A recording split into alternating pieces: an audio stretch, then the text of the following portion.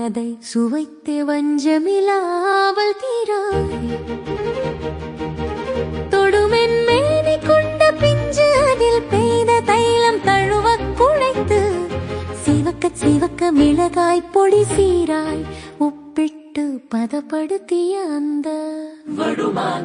ஆம்புடன் கிளி நீராட்டி துணியால் ஈரம் துடைத்து நிழலார வைத்து கடுகும் மஞ்சளும் கல்லொப்ப